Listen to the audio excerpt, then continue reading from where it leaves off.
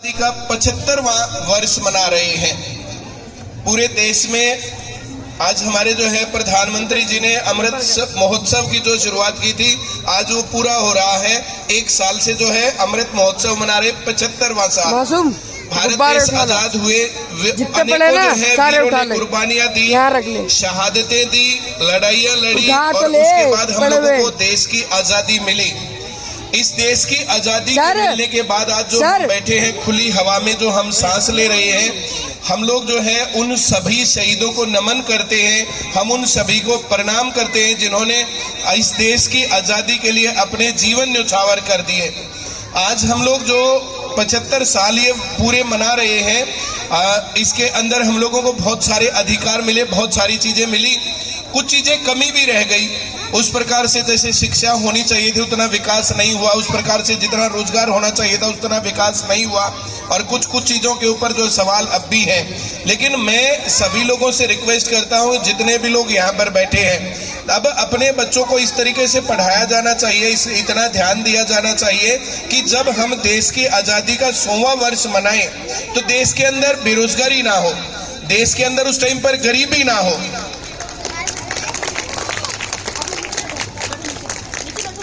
जो चमकता है ना वो घिसता जरूर है।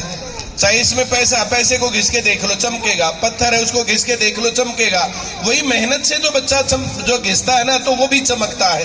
तो आप जिस बच्चे को चाहते हो ना कि ये बच्चा अच्छे लेवल पर पहुंचे, अच्छा काम करे, गरीब पैदा हुए या गरीब जो है हम हैं या नहीं है, इस बात से लाइन को बदला जा सकता है। ये नेक्स्ट लेवल पर बात जा सकती है। नेक्स्ट लेवल पर बात जा करके हम लोग बहुत अच्छा जो है स्थान समाज सोसाइटी में हासिल कर सकते हैं। मैं एक छोटी सी घटना आपको सुनाता हूं।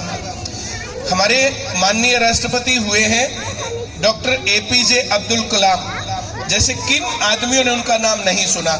उनके जीवन की एक छोटी सी घटना आपको मैं सुनाता हूं। उन्होंने NDA का पेपर दिया। NDA फौज में बड़े लेवल पर अफसर भर्ती होते हैं। NDA का पेपर दिया और NDA के पेपर में फेल हो गए। केरल के थे, केरल से उनके पास इलाहाबाद तक आने का किराया था, वापस जाने का किराया नहीं था, खाने का पैसा नहीं था, किसी भी चीज का पैसा नहीं था। केरल से इलाहाबाद आए, NDA का पेपर दिया, लेकिन NDA के पेपर में असफल रहे, सिलेक्ट नहीं हुए। तो उन्होंने सोचा मैं वापस कैसे जाऊंगा, मैं तो जो है असफल हो गया, अब मैं क्या करूं? तो वहीं पर जो है ऋषिकेश गए, और ऋषिकेश एक बड़े से पत्थर के ऊपर टहल रहे कि मैं आगे जाकर के गंगा मैया में कूद जाऊंगा, वहीं पर जो है मैं अपना जीवन खत्म कर लूंगा, आत्महत्या कर लेंगे। तो एक बार आगे जाते, एक बार पीछे आते, एक बार आगे जाते, एक बार पीछे जाते। कोई महाराज वहां पर घूम रहे थे, उन्होंने जो है उम्र देख रखी थी, उन्होंने देखा कि ये लड़का किसी उधेड़-बुन में है और ये आत्महत्या के प्रयास में है। आगे जाता, डरता, फिर वापस आता, इसके मन में कुछ विचार चल रहे हैं। तो उसने उसको कहा, भाई सुन बेटा, इधर आ, तू मेरी बात सुन। बोला हाँ महाराज। बोला तू यहाँ क्यों घूम रहा है? तू यहाँ ऐसे घूमता हुआ तेरा पैर फिसल जाएगा, तू गिर जाएगा और मर जाएगा, तो तू यहाँ क्यों घूम रहा है? तू वापस जा। बोला महाराज मैं तो यहाँ पर आत्महत्या के प्रयास में हूँ। मैं NDA का पेपर दे के आया था, NDA के पेपर में मैं असफल हो गया, तो अब मैं क्या करूंगा? मेरे पास वापस जाने का किराया नहीं है, मैं घर तक जाकर के क्या लोगों को मुंह दिखाऊंगा? मेरी मौसी के गहने बिके थे तब मैं 11वीं क्लास में एडमिशन हुआ था। मेरी बहन के जो शादी का पैसा इकट्ठा कर रखा था, वे पैसे लगे थे तब मेरा 12वीं के बाद एडमिशन हुआ था। मैंने घर के सारे पैसे, रिश्तेदारों के सारे पैसे लगवा दिए और आज मैं NDA में असफल हो गया, तो अब मैं क्या करूं? अब मैं जीकर क्या करूं? उनको जाकर के क्या मुंह दिखाऊं कि जितने पैसे मैंने लगाए थे पढ़ाई के ऊपर, उनका क्या किया मैंने? तो मैं आत्महत्या करना चाहता हूं। मेरे पास ना वापस जाने के पैसे, ना खाने के पैसे, ना कपड़ों के पैसे, किसी चीज के पैसे नहीं है, और अब मैं अब क्या करूंगा? तो वो महाराज उसको कहते हैं कि देखो, वापस जाने का पैसा तो मैं तेरे को दे दूंगा, तेरे को मैं कपड़ों के पैसे भी दे दूंगा, खाना मैं खिला दूंगा, तू मेरे पास सो। भगवान ने तुझे NDA में फेल इसलिए करवाया है क्योंकि तुम इस देश के लिए और बड़ा रोल अदा कर पाओ और ज्यादा अच्छा बड़ा काम कर पाओ। और आज APJ अब्दुल कलाम के कारण भारत स्पेस में मिसाइल के क्षेत्र में कितना बड़ा योगदान दे रहा है। तो ये छोटी मोटी इस प्रकार की सफलताएं और ये चीजें हो सकती हैं। उसने वापस जाकर के और मेहनत की और ज्यादा पढ़ाई की और एनडीए में जो वो देश की सेवा करते उससे कहीं ज्यादा बड़े लेवल पर उन्होंने देश की सेवा की और आज भारत का नाम मिसाइल के क्षेत्र में पूरी दुनिया में सबसे आगे है। भारत से आगे अमेरिका और चीन और रूस भी नहीं है मिसाइल के क्षेत्र में।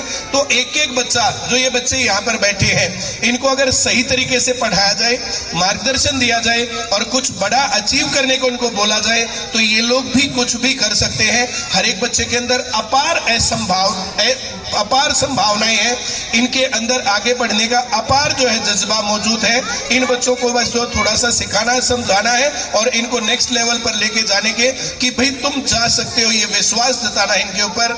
मैं आजादी के 75 वर्ष पूरे होने पर ये बात आप लोगों को कहना चाहता हूं कि ये पढ़ाई है जो बच्चों के जीवन को बदल सकती है, एरिया को बदल सकती है, देश को बदल सकती है। और लगातार मैं इसी बात को लेकर के लोगों के बीच में जाता हूं, बच्चों के बीच में जाता हूं और स्कूल में भी कई बार मैं जो है 4-5 बार तो आ चुका हूं। लेकिन इस बीच में जो है लॉकडाउन रहा, पढ़ाई बीच में बाधित रही है और ये पढ़ाई के ऊपर जो है जैसे मेरा जज्बा है, मेरा जुनून है कि मैं पढ़ाई के ऊपर जो है बच्चों को जा करके बोलूं। और जितने भी टीचर यहाँ सुन रहे हैं, आसपास के पेरेंट्स यहाँ पर सुन रहे हैं, ये खूबसूरती होती है यहाँ के कार्यक्रम की कि देखो दूर दूर छतों पर चढ़ के भी लोग जो है इन बातों को सुन रहे हैं। और यही चीज है जो इस देश दुनिया को बदल सकती है, एक एक बच्चे को बदल सकती है। कोई भी बच्चा है अच्छे तरीके से पढ़ा दिया गया तो वो एपीजे अब्दुल कलाम या अंबेडकर जैसा क्यों नहीं बन सकता। कोई भी बच्चा है, चाहे वो कितना ही गरीब है, चाहे किसी भी जो है फैमिली से है, ये पढ़ाई होती है और इतनी सरकार की स्कीम्स होती है, बाकी चीजें होती हैं, स्कॉलरशिप होती है, उनके दम पर पढ़ के बहुत आगे तक जा सकते हैं। तो अपने बच्चों में बड़ा आदमी बनने का सपना जगाओ। अपने बच्चों के अंदर ये बात बोलो कि देश जब आजाद होकर के 100वें जो है वर्षगांठ मना रहा हो, उस टाइम पर देश में इस प्रकार की ये समस्याएं ना हो। अपने अंदर जज्बा रखो, बच्चों के अंदर जज्बा रखो और इस पढ़ाई के ऊपर विश्वास रखो। भारत में पढ़े हुए लोग पूरी दुनिया की बड़ी बड़ी कंपनियों के सीईओ हैं, उनके एमडी हैं, उन कंपनियों को आगे लेके जा रहे हैं। बड़े बड़े एग्जाम्पल्स मैं यहाँ पर दे सकता हूँ। तो भारत में अपार संभावनाएं हैं, यहाँ योग्यता है, बच्चे बहुत जुझारू हैं और बहुत आगे जा सकते हैं। इन्हीं बातों के साथ मैं अपनी जो है वाणी को विराम देता हूँ। आप सभी लोगों को एक बार फिर से 75वें वर्षगांठ की शुभकामनाएं देता हूँ। बहुत बहुत धन्यवाद सभी लोगों का।